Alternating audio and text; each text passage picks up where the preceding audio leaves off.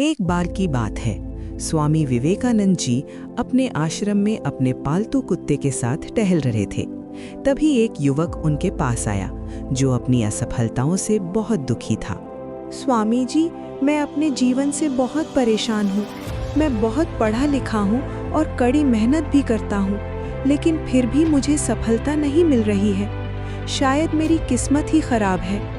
स्वामी जी ने उस युवक की बात को शांति से सुना और मुस्कुराते हुए कहा, सो बेटा, तुम्हारी समस्या का समाधान मैं अवश्य करूंगा, लेकिन उससे पहले तुम मेरे इस कुत्ते को थोड़ी दूर बाहर सैर करवा लाओ।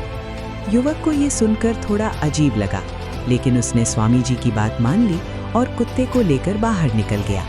काफी देर बाद जब युवक वापस लौटा तो स्वामी जी ने देखा कि युवक के चेहरे पर कोई थकान नहीं थी, लेकिन कुत्ता बुरी तरह हाँफ रहा था और थक चुका था। ये कुत्ता इतना क्यों थक गया, जबकि तुम तो बिल्कुल शांत और तरोताजा दिख रहे हो? युवक ने अपनी तर्क शक्ति से कहा, स्वामी जी, मैं तो सीधे रास्ते पर आराम से चल रहा था, लेकिन ये कुत्ता रास्ते में मिलने वाले हर दूसरे कुत्ते के पीछे भाग रहा था और उनसे लड़ने की कोशिश कर रहा था। इसी भाग दौड़ की वजह से ये इतना थक गया है। तब स्वामी जी ने कहा, यही तुम्हारे प्रश्न का उत्तर है।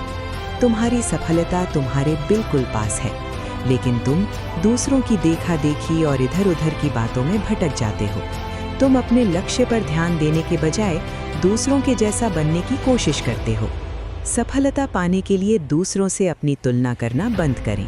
यदि आप भीड़ के पीछे भागेंगे तो केवल थकेंगे, लेकिन यदि आप अपने स्वयं के लक्ष्य पर ध्यान केंद्रित करेंगे तो कामयाबी खुद आपके पास आएगी।